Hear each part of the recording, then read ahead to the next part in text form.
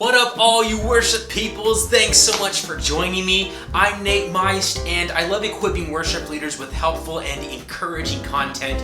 And today we're going to be looking at why I'm introducing a non-Christmas song during the Christmas season. Let's get into it.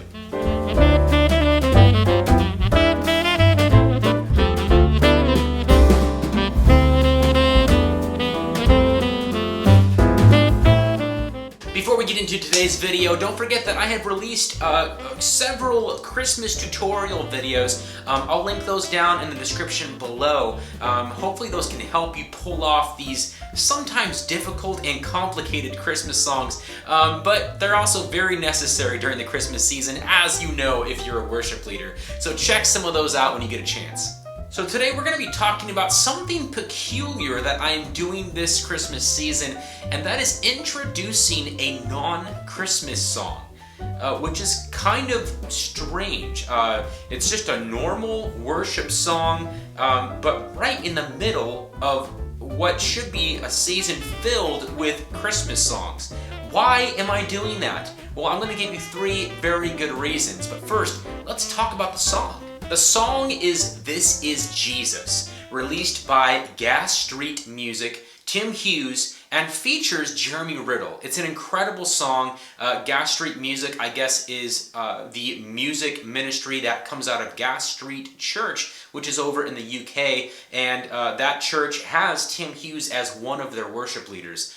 But this song, as I was researching new material, which I do from time to time, and you should always do as a worship leader, kind of keeping your pulse on what's fresh, what's coming out, this song really resonated with me, and I got this thought that, man, this song is all about Jesus. But the Christmas season is all about Jesus too. Those two things, we'll talk about that more later, but those two things kind of clicked, and the song is really straightforward. It's super solid lyrically, which is a really big thing for me. I really critique lyrics.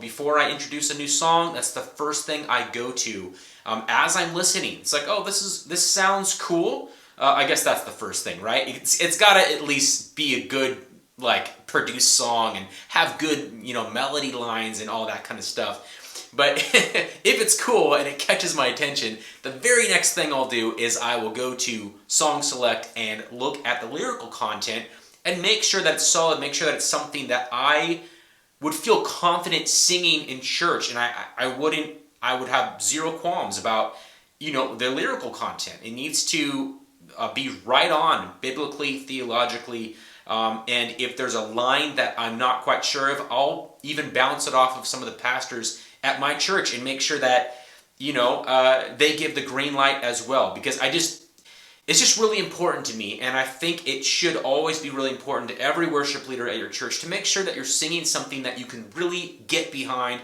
100%, like you stand behind the lyrics. I think that you should always really be sure about that and not just pick your songs based off of what's cool and what's new. Make sure it's right on. Don't just say, oh, it's released from Hillsong, it's got to be good. I love Hillsong, but that doesn't mean that every single song is going to be perfect for you lyrically. It might have something in it that you might not agree with. And I don't know. I could go on a whole new route. Maybe I'll make a video about that, actually. Comment down below if I should make a video about monitoring lyrical content of worship songs. But anyways, this song was lyrically solid, and it just really resonated with me. It's a great song. Go check it out. It's one of their new releases. Yeah, that's the song. So the first reason I introduced a non-Christmas song during the Christmas season is because I feel like everything goes on hold for these Christmas songs that we are doing. You gotta cram all these Christmas songs into your repertoire for the month of December, and it doesn't leave much room for bringing in any kind of new material. It's almost like you have to wait an entire month, you have to wait for the new year, basically, to bring in new material. So I was really challenging that, and maybe you haven't followed that rule. Maybe you're a rule breaker, and you're like, No, dude, I've always introduced a new song during Christmas. It's something that's new for me because I always err on the side of margin. And in my mind, it's like, okay, me and my band are working on these Christmas songs and we're putting a lot of energy and a lot of time into them. I don't want to throw a brand new song in the mix. I feel like we might not do it to its fullest ability. We might not do it in a way that we wouldn't consider totally excellent, and that kind of bothered me. I'd rather just do the Christmas songs really well, and then once that's done, then focus on the new songs and do those really well. But I just challenged that this year and, kind of rethought some things. So that's the first reason. I feel like in the month of December, there's not much room, there's not much space or margin to introduce a new song, and you just kind of have to skip this giant gap of time and wait for new material. So I thought, why not introduce a new song, but make sure I can somehow tie it into the theme of Christmas. And that leads me to the second reason why I introduced this song, and that's because I really felt like it would help us as a church focus on what we should be focused on during the Christmas season, and that is Jesus. And this song does that really well because it's all about Jesus. It's all about describing why he came to this earth in the first place and who he is and his attributes and his characteristics, and it's just a great song in that way. When I pitched it to the church when we first started doing it, which was actually this past Sunday, it was the first Sunday that we started doing this song, I told them that. I was honest and I said, we're going to start singing this song and we're going to get to some lyrics that are kind of weird to be singing during the Christmas season. We're going to be talking about his death and his resurrection and the body of Jesus. And you might be asking yourself, why are we singing about Jesus' death when this is a month and a time when we are celebrating his birth? And I just told them, the overall theme of the song is about Jesus, and I feel like that would be a great thing. This will be a great song to help us get our focus and our attention where it needs to be during this season.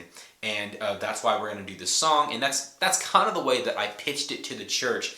It's a great song to be singing during this time.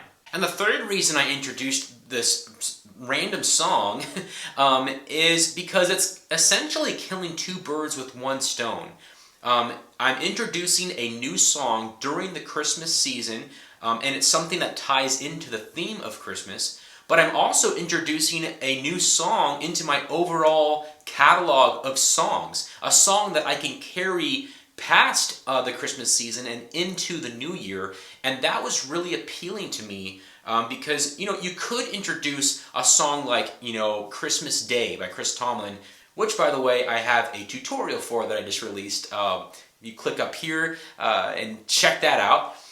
But you could introduce a song like that, and that's a great song, but the shelf life is a month. The shelf life is 3 weeks before Christmas, and then you can't play that song anymore because it would be weird. It's like it's not Christmas anymore. You got to wait a whole another year to play it.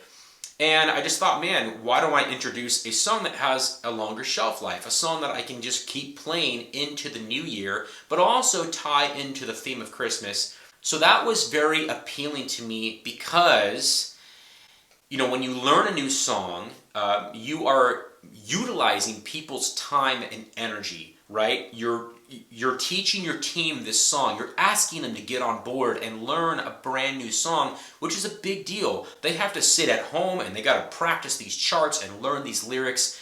And I really value people's time, as any worship leader should. These people have, very busy lives, especially during Christmas. And to ask them to learn a brand new song, but then to only play it for 3 weeks, man, that's a hard one. That's a hard sell for me personally. It's a lot easier to pitch it to them like, hey, listen, we're learning this new song, but this is a new song that we're gonna keep playing.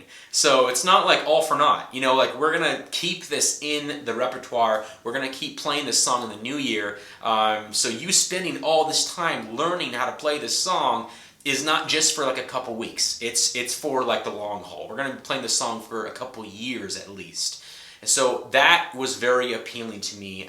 And that's the third reason why I introduced a non-Christmas song during Christmas. You know, it's a new thing for me. I've never really done this before, like I said earlier in the video, and I'm going to see how it plays out. And that's one of the things that you got to do as a worship leader. You got to try stuff. You got to be a little risky sometimes. I am introducing a non-Christmas song right in the middle of Christmas, and I'm going to be playing it every Sunday during December.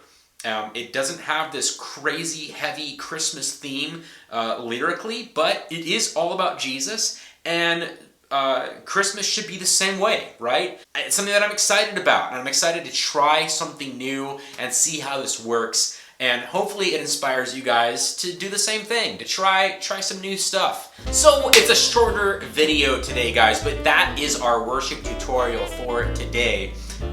Introducing a non-Christmas song during the Christmas season. I'm gonna see how it goes, and maybe I'll, loop around and let you guys know how it went. So I hope that this video helped you out today, guys. If it did, why don't you give it a like and maybe even subscribe so that you don't miss future worship tutorials. I'll see you guys in the next one.